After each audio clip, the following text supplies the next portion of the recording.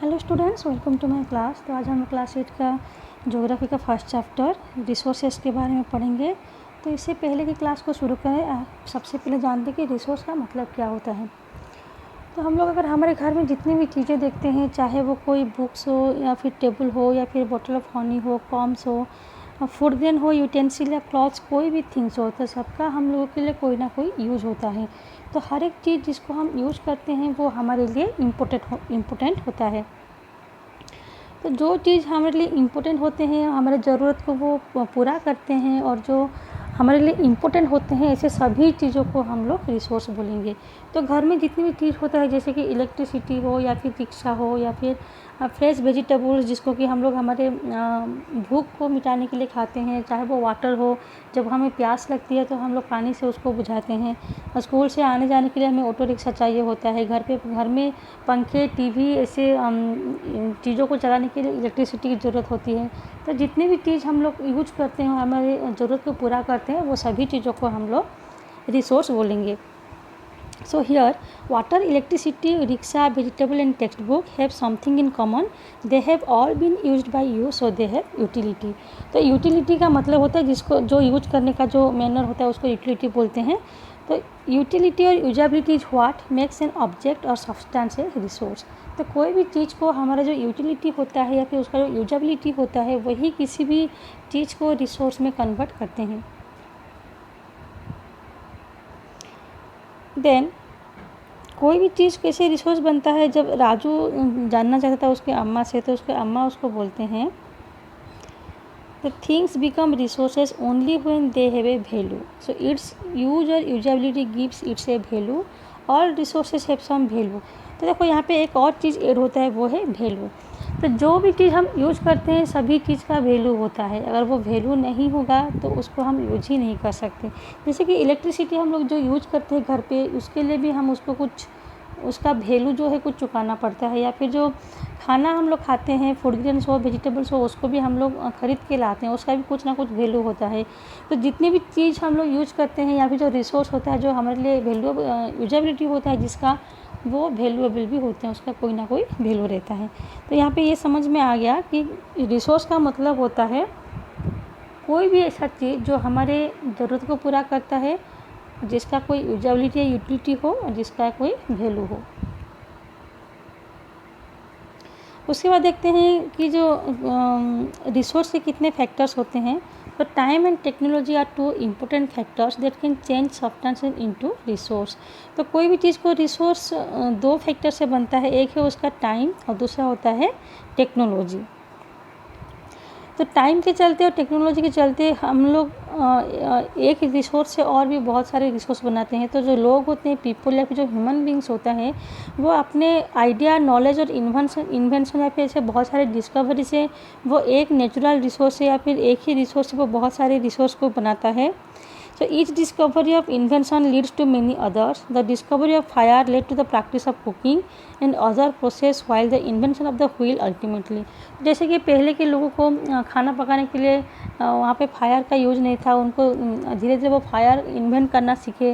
Then wheels नहीं था, wheels invent करना सीखे। तो जैसे ही लोग अपनी बुद्धि या फिर अपने स्किल से वो बहुत सारे रिसोर्स को इन्वेंट करते हैं। सो जो पीपल होते हैं, फिर जो ह्यूमन होते हैं, वो भी एक इम्पोर्टेंट रिसोर्स होते हैं। Then types of resource. तो जो रिसोर्स है वो तीन प्रकार के होते हैं, 3 टाइप्स के होते हैं। One is natural resource, second is human resource and third is the human made resource. तो सबसे पहले देखते हैं कि नेचुरल रिसोर्स क्या होता है। तो resources that are drawn from nature and used without much modification are called natural resources.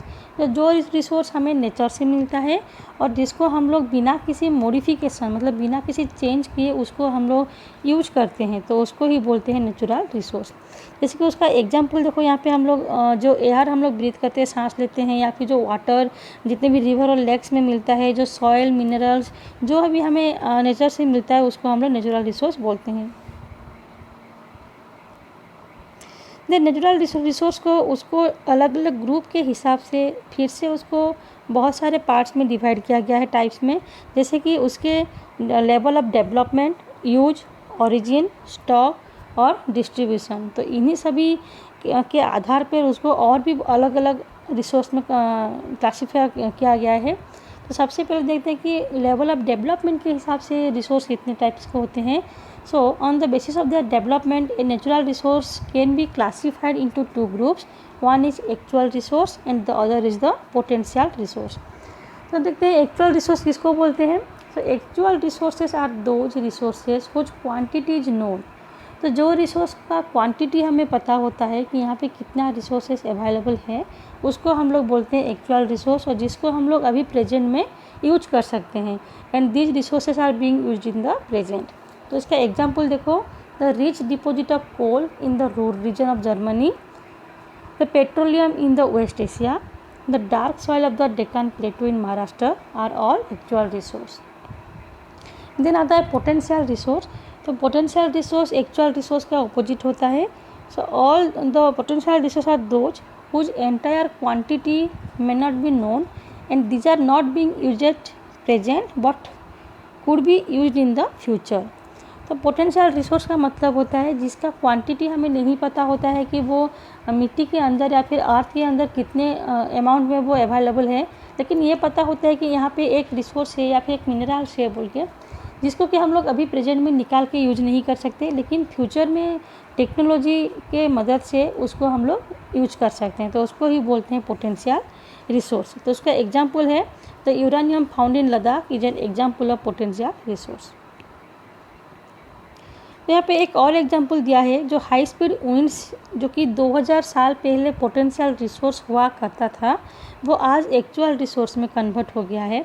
तो आज ऐसे बहुत सारे कंट्री है जहाँ पे कि विंड मिल के जरिए एनर्जी जनरेट किया जाता है, निकाला जाता है, जैसे कि नेदरलैंड में, और गुजरात का जो कोस्ट है, फिर जो तमिलनाडु का कोस्ट है नागरकोइल, और गुजरात कोस्ट में भी विंड मिल से एनर्जी प्रोड्यूस किया जा रहा है। तो विंड मिल से एनर्जी प्रोड्यूस करना वो अभी पॉसिबल हो पाया है, लेकिन पहले टेक्नोलॉजी नहीं था, तो पहले विंड एनर्जी को हम लोग पोटेंशियल एनर्जी के हिसाब से ले सकते थे, लेकिन अभी वो एक्चुअल रिसोर्स बन चुका है।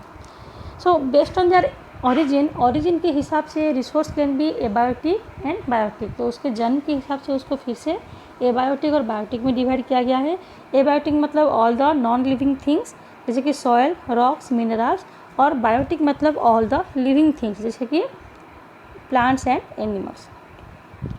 Then natural resources can be categorised into renewable and non renewable resources. उसको फिर से दो अलग टाइप में डिवाइड किया गया है, एक है रीन्यूएबल, दूसरा है नॉन रिन्यूएबल। तो जिसको हम लोग न्यू कर सकते हैं, फिर से उसको हम लोग नया कर सकते हैं। री का मतलब फिर से, तो रीन्यूएबल एंड नॉन, जिसको हम लोग फिर से नहीं बना सकते हैं।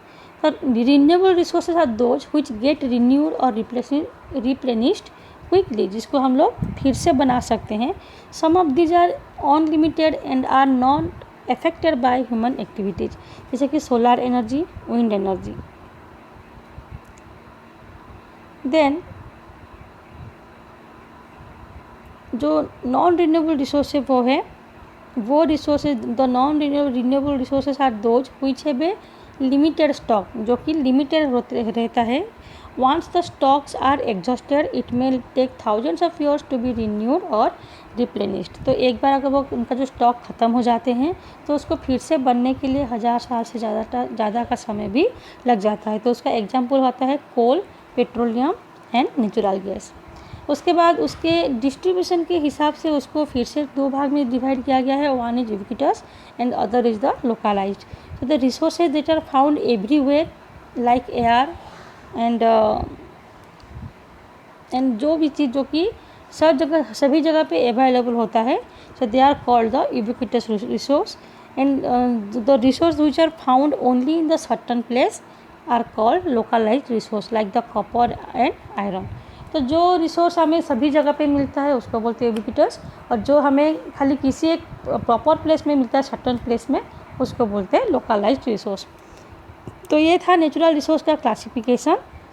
तो the distribution of natural resource वो it depend upon the number of physical factors like terrain, climate and altitude. तो जो नेचुरल रिसोर्स का डिस्ट्रीब्यूशन होता है वो उसके टराइन के ऊपर डिपेंड करता है कि जो टराइन है वो कैसा है, प्लेटू है या फिर माउंटेन है या फिर हिली एरिया है या फिर प्लेन एरिया है। या फिर उसका क्लाइमेट कैसा है, ज़्यादा वहाँ पे गर्मी हो रहा है या फिर ठंडा है, एंड उसका अल्टीट्यूड, वो समंदर के जो सी लेवल होता है उससे वो कितना हाइट में आता है। तो इसी फैक्टर की वजह से जो डिस्ट्रीब्यूशन होता है नेचुरल रिसोर्स का वो हर जगह इक्वल नहीं होता, क्योंकि ये सभी फैक्टर्स वो बहुत ज़्यादा अलग अलग होते हैं अर्थ पे। तो ये था नेचुरल रिसोर्स के बारे में। नेक्स्ट क्लास में देखेंगे human made resource and human resource.